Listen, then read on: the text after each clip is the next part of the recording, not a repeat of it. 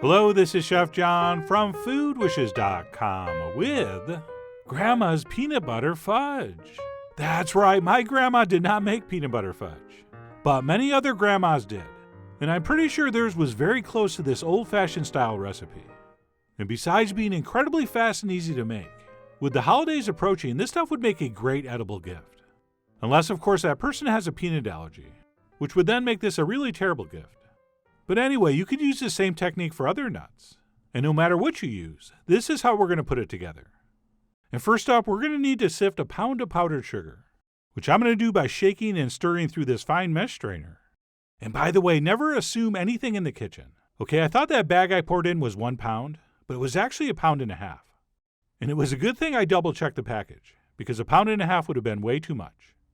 So I ended up having to take some out. But all's well that ends well.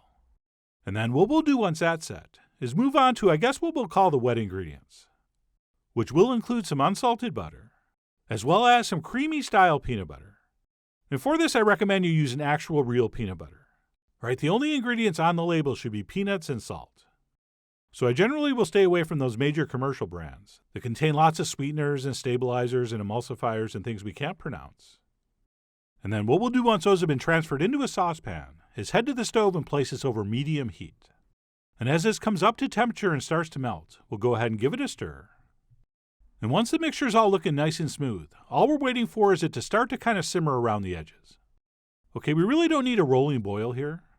We just need everything nice and hot. So as soon as that starts to bubble around the sides of the pan and looks a little something like this, what we'll do is turn off the heat and add our last 2 ingredients, which will be a nice big pinch of salt, as well as some real pure vanilla extract. And we'll go ahead and stir that in. And then what we'll do once all that's been mixed together is quickly, but very carefully pour this into our bowl of sugar. And then using some kind of large spatula or spoon, we will simply mix this until very well combined. And by very well combined, I mean all our powdered sugar disappears, which is going to be pretty easy if you sifted your sugar first, which we did. But anyway, we will go ahead and spatulate that until the mixture is extremely smooth. Oh, and speaking of smooth, I know I said to use creamy peanut butter in this, but I should mention if you did want to use the chunky style, you can. It will still work, so feel free. I mean, you are, after all, the judge duty of your fudge duty. But personally, I do prefer the smooth melt-in-your-mouth texture. But anyway, what we'll do once that's all mixed is go ahead and transfer it into a plastic-lined, hopefully 8 by 8 inch baking dish. And we'll go ahead and press that down firmly, getting it as even as we can. At which point all we have to do is wrap this up, and then wait for it to get firm enough to cut.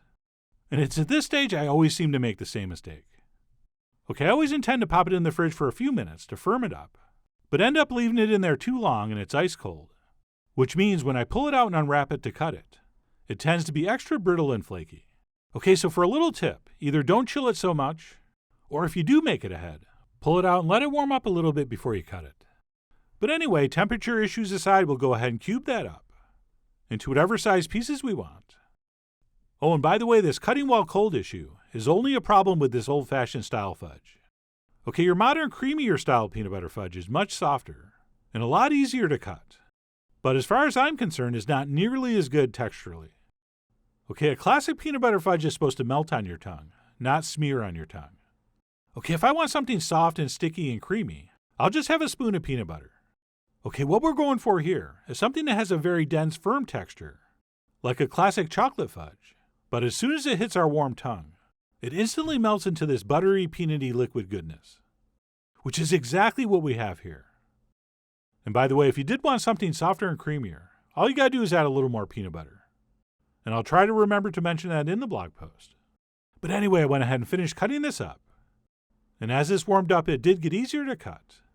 And eventually, once that was cut, I transferred it into a candy dish. And then sort of surprised myself by eating several more pieces, since I'm generally not big on sweets and candies. But there's just something about this I really love and find fairly addictive. But anyway, that's it. What I'm calling Grandma's Peanut Butter Fudge. Again, to be clear, not my grandma, but somebody's grandma. And like I said, with the holidays coming up, if you're looking for a very easy, crowd-pleasing gift, or maybe just to bring to that thing, where everybody's supposed to bring something, you know those things, and this thing is perfect for those. But no matter what occasion you make these for, or whether you're just going to treat yourself, I really do hope you give this a try soon. So head over to foodwishes.com for all the ingredient amounts and more info as usual. And as always, enjoy.